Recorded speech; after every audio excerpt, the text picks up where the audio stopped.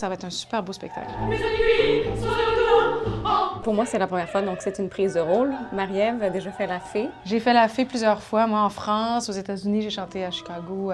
C'est un rôle que je connais bien et que j'ai fait plusieurs fois, que j'adore chanter. C'est vraiment un de mes rôles préférés à l'opéra. C'est extrêmement touchant. Il y a des moments, moi, en répétition, on avait tous les larmes aux yeux. Là. Il y a vraiment des moments exceptionnels.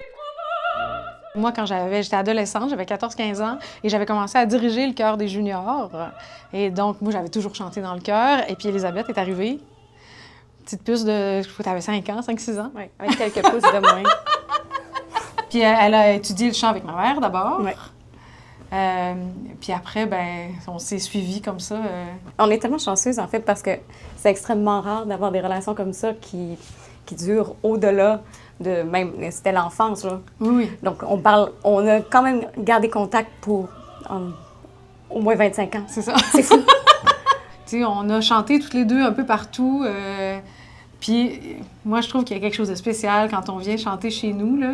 Ça n'arrive pas souvent qu'il y a un opéra live qui se fait ici, là, soyons honnêtes. Tu sais, c'est une fois par année et encore. Tu sais, donc, il y a quelque chose, tu sais, c'est précieux, c'est rare, puis les gens le ressentent.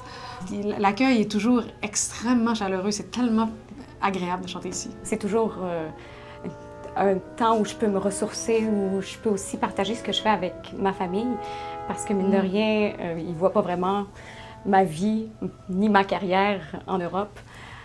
Donc, de rapporter ça ici, puis de pouvoir aussi avoir ma grand-mère, mon grand-père dans la salle, c'est un gros cadeau pour moi. Faire un opéra, c'est un projet d'équipe et de grosses équipes. Tu sais, l'Opéra du Royaume, ça vient de la tradition de l'opérette du carnaval.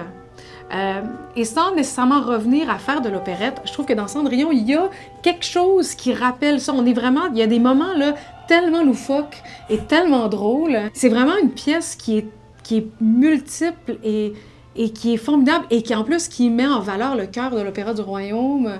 C'est un projet à grand déploiement, puis ben, ça fait du bien dans un monde où tout est compliqué, là, présentement. On a besoin de se faire du bien. Puis c'est pas un de ces opéras où quelqu'un meurt à la fin.